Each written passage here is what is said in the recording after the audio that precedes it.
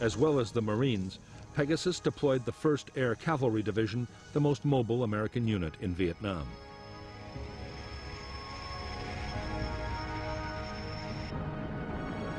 The Air Cavalry had more helicopters and airborne firepower than any other U.S. unit. It was perfectly suited to the rugged and demanding terrain near Khe Sanh.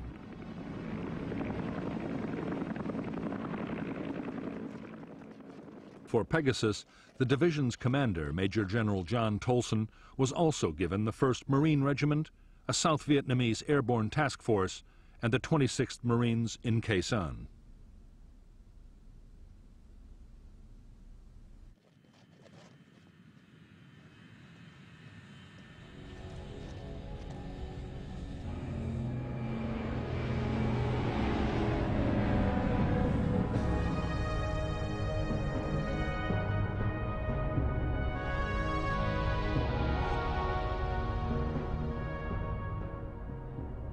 The entire length of Route 9 was still dominated by North Vietnamese Army units, especially elements of the 66th and 29th Regiments. For Operation Pegasus, the Americans built a main base for the air cavalry at Landing Zone Stud. The Marines would operate out of Ka Lu. The plan was for air assaults to seize landing zones and fire bases north and south of Route 9, while other forces pushed down the road.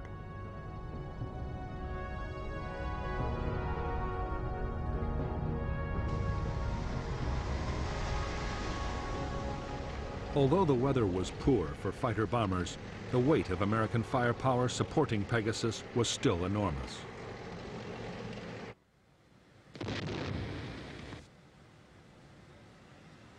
In a single day, the Americans fired more than 10,000 artillery rounds.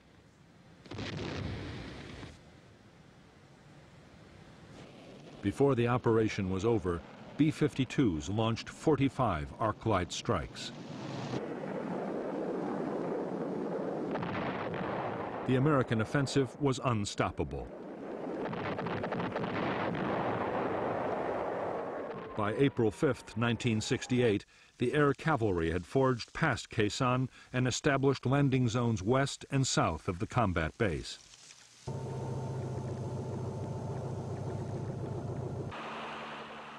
While the cavalry consolidated their new positions, the Marines in Khe Sanh mounted their own breakout assaults. There was strong resistance from battalions of the North Vietnamese 66th Regiment, which mounted fierce counterattacks, but the Marines succeeded in taking Hill 471.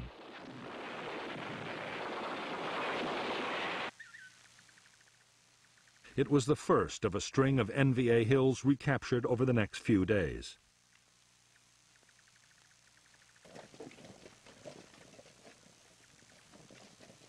On April 8, 1968, the air cavalry and the 26th Marines at the combat base linked up, formally ending the siege of Khe Sanh.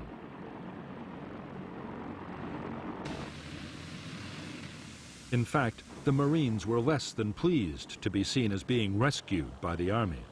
In their view, they had long since guaranteed their own survival.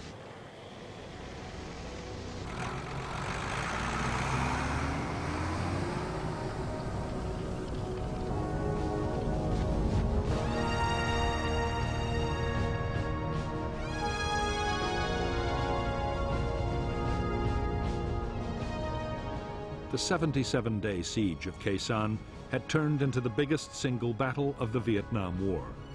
The official assessment of the North Vietnamese Army dead was just over 1,600, with 2 divisions all but shattered. But thousands more were probably killed by bombs and left no trace of ever having existed.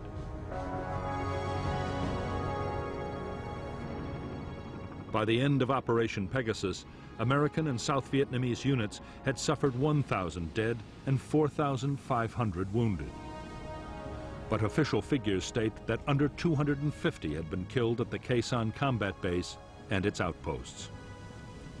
In the aftermath of the battle, General Westmoreland had high hopes that the next phase would be the thrust into Laos he had long advocated.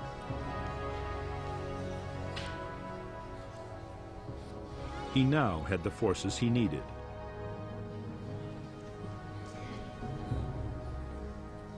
But Westmoreland's hopes for a great campaign to follow up his victory at Khe Sanh were soon dashed. In the United States, by the spring of 1968, American public opinion had turned sharply against the war in Vietnam.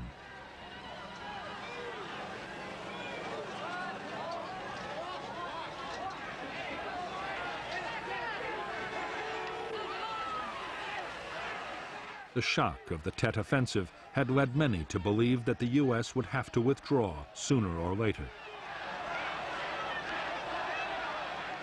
Under severe pressure, President Johnson had promised to search for a negotiated peace. He ruled out any big troop increases and any widening of the conflict.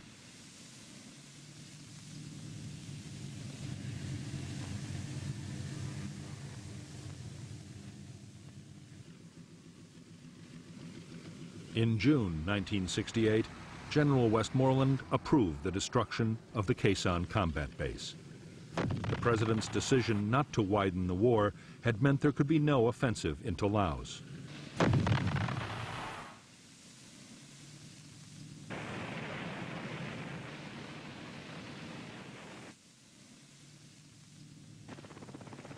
Nor was the base needed for defense, as there were now strong and highly mobile American forces in the area.